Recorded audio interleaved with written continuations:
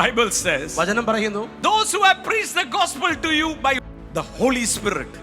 പരിശുദ്ധാത്മാവിനാൽ നിങ്ങളോട് സുവിശേഷം അറിയിച്ചവർ. ഇതായിരുന്നു പറഞ്ഞു തരണ്ടിയേ, നിങ്ങളിൽ ക്രിസ്തു ഇരിപ്പുണ്ടെന്ന്. And this is the miracle of biggest miracles. ഇതാണ് ഏറ്റവും വലിയ അത്ഭുതത്തെക്കാളും വലിയ അത്ഭുതം ഇതാണ്.